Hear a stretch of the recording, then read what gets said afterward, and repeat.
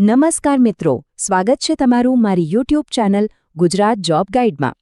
આપણે ઘણીવાર સરકારી બજેટના મોટા આંકડાઓ સાંભળીએ છીએ, પણ ક્યારે વિચાર્યું છે કે આ આંકડાઓ પાછળ ખરેખર શું છે?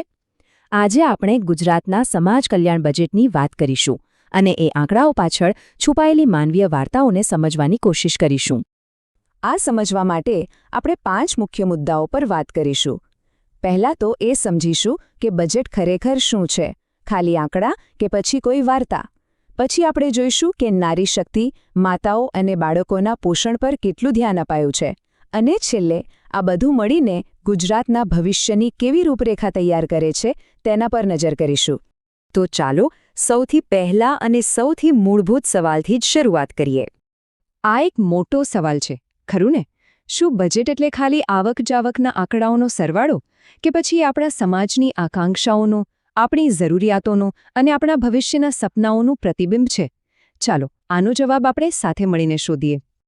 અને હવે વાત કરીએ આ બજેટના સૌથી મોટા અને કદાચ સૌથી મહત્વના હિસ્સાની, એક એવી ફાળવણી જે સરકારની પ્રાથમિકતાઓ શું છે તે એકદમ સ્પષ્ટ કરી દે છે। 7,668 કરોડ રૂપિયા। જરા આ આંકડા પર ધ્યાન આપજો। આ કોઈ નાની સૂની રકમ નથી, આ એક બહુ મોટું રોકાણ છે અને સરકાર તરફથી એક સ્પષ્ટ સંદેશ છે કે રાજ્યના વિકાસમાં મહિલાઓ અને બાળકો કેન્દ્રમાં છે। પણ જુઓ, આ વાત ફક્ત પૈસાની નથી, આની પાછળ એક આખી વિચારધારા છે, એક એવી રણનીતિ જે મહિલા સશક્તિકરણ, તેમના પોષણ અને સન્માનને પ્રાથમિકતા આપે છે। કારણ કે જ્યારે એક મહિલા સશક્ત બને છે ત્યારે આખો પરિવાર અને સમાજ મજબૂત બને છે। સારું, સરકાર મોટી યોજનાઓ બનાવે છે, ફંડ પણ ફાળવે છે, પણ એ યોજનાઓ જરૂરિયાતમંદ લોકો સુધી પહોંચે છે કેવી રીતે? જમીન પર આ કામ કોણ કરે છે? અને એનો જવાબ છે આ આંકડો, 1241 કરોડ રૂપિયા।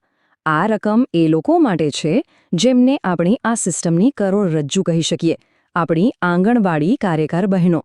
તેમના માનધન વેતન માટે આ રોકાણ એમના કામની કદર છે। એમને માનવ એન્જિન કહેવામાં આવે છે, અને આ શબ્દ કેટલો સચોટ છે! વિચારો, આ બહેનો જ તો છે જે આખી સિસ્ટમને ગતિ આપે છે, સરકારી યોજનાઓને ગામડાના છેલ્લા ઘર સુધી લઈ જાય છે। એમના વગર આ મોટા બજેટના આંકડા કદાચ કાગળ પર જ રહી જાય।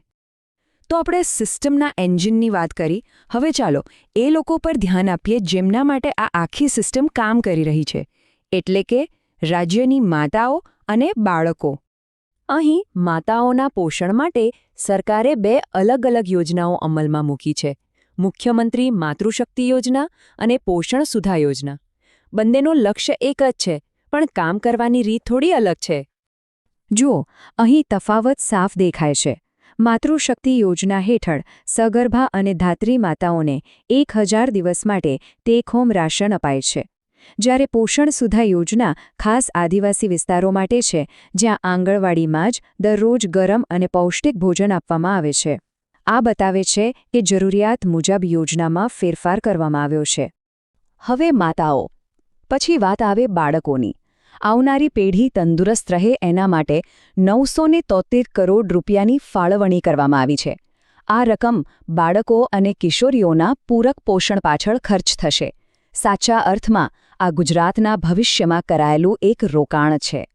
આને તમે એક પોષણ શૃંખલા કે પોષણ ચક્ર કહી શકો, જેમાં 3 થી 6 વર્ષના બાળકો માટે ગરમ ભોજન છે, કિશોરીઓ માટે ખાસ પોષણ સહાય છે, અને સગર્ભા અને ધાત્રી માતાઓનું પણ ધ્યાન રખાયું છે। મતલબ કે જીવનના દરેક મહત્વના તબક્કે પોષણની સુરક્ષા પૂરી પાડવામાં આવી રહી છે। સારું, પોષણની વાત તો બરાબર છે, પણ એક મજબૂત સમાજ ફક્ત પોષણથી નથી બનતો, એના પાયામાં બીજા પણ કેટલાક જરૂરી તત્વો હોય છે। ચાલો હવે એના પર એક નજર કરીએ। અહીં 2 મોટા રોકાણ સ્પષ્ટ દેખાય છે। એક છે અન્ન અને નાગરિક પુરવઠા માટે લગભગ 2712 કરોડ રૂપિયા, જેથી કોઈને ભૂખ્યા ન રહેવું પડે, અને બીજું છે રમતગમત, યુવા અને સંસ્કૃતિ માટે લગભગ 1093 કરોડ રૂપિયા, જેથી યુવાધનને યોગ્ય દિશા અને તક મળે। ક્યારેક છે ને, મોટી વાતો કરતાં નાની વિગતો વધુ અસરકારક હોય છે, જેમ કે આ 160 કરોડ રૂપિયાની ફાળવણી। આ રકમ ખાસ રાહત દરે ખાદ્ય તેલ આપવા માટે છે। ભલે આ આંકડો બીજા આંકડા કરતાં નાનો લાગે, પણ એની સીધી અસર દરેક પરિવારના રસોડા પર પડે છે. અને જ્યારે યુવા અને સંસ્કૃતિની વાત આવે તો એમાં માત્ર રમતગમતના નવા મેદાનો બનાવવાની જ વાત નથી. એમાં આપણા પેરા એથ્લીટ્સને પ્રોત્સાહન આપવાનો પણ સમાવેશ થાય છે અને સાથે સાથે આપણા ભવ્ય સાંસ્કૃતિક વારસાને સાચવવાની પણ વાત છે.